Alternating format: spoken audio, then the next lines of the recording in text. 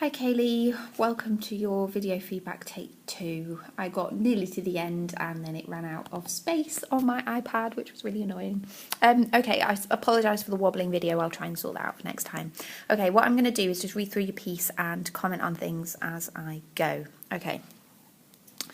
First thing, avoid this kind of sentence, and also it doesn't really make sense because the poem raised questions for you rather than you raising questions of it.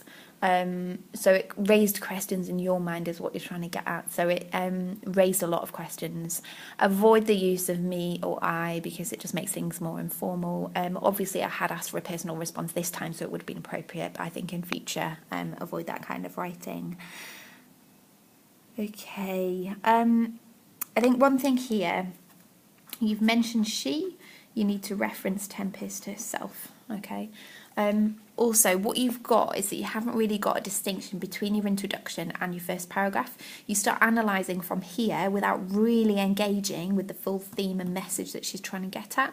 So I think your introduction needs to be, what is Tempest's message and why is she trying to put this across to us, and then start to analyse. Okay, what I would say about this part here is that it's a really good point. It's really, really interesting, but I'm not sure I fully understand what you mean. So we all believe ourselves to be our own God, and what's meant by that? Are we in charge of our own destiny? Are we arrogant with destiny and fate in some way? So I think you need to really explore what you meant by that, but base it in the text. So get evidence from the poem, use of terminology in order to explore how Tempest made you feel like that. Okay, if you do not want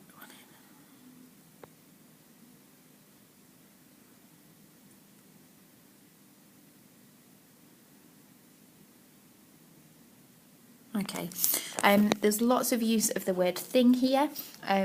Possessions is good. I know you've got that later on. You need to use synonyms so that you're not using the same word all the time, or restructure your sentence so that it doesn't include that word anymore at all. One thing I've written here is evidence. You need to evidence this point. So we're full of imperfections as opposed to still being seen as perfect. We're seen as being driven by things that sum up who we are as individuals. Where is this in the poem? So you need to get the quotes and the terminology to attach to this. That's something that's key. Check your spelling of monstrous as well. The E will disappear when you add on the OUS ending, so it's monstrous. Okay, one thing you've done here is go into the next paragraph of analysis. However, you've begun with the terminology. That's not something you should do. If you look at any of the paragraph structures that are in the classroom, we've got speed, iced, Peter, petal, any of those. If you use any of those writing structures, none of them will begin with the terminology. Reason being is that you need to connect each paragraph to the other. So in this paragraph, you've ended with looking at possessions. Your next paragraph could say that as well as exploring the idea of possessions, Tempest also looks at the aspects of spiritual belonging or something, and then explore that theme or that message. So connect to themes and messages between paragraphs rather than by terminology. Terminology is just an aspect of exploring a theme, so you just need to change your kind of point of view there. Okay, I would say yes, fluency needs to be worked at.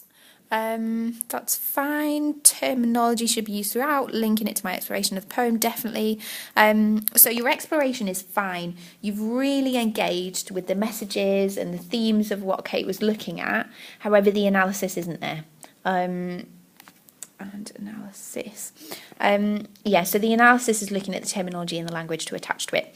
So, although you've engaged with themes and messages, you need to look at your introduction, making sure that it's separate from your other paragraph. You need to look at ways of linking paragraphs, but also structuring them. So have a look at the new structures available in the classroom on the bookshelf and see which one you want to use. Have a go of it, give it a go, see how you get on, and just let me know. Okay, I really enjoyed reading it. You've really engaged well with the themes and messages, and this is probably one of the better pieces of writing I've seen from you in a long time. So long may that continue, Kayleigh. Okay, well done. Thank you.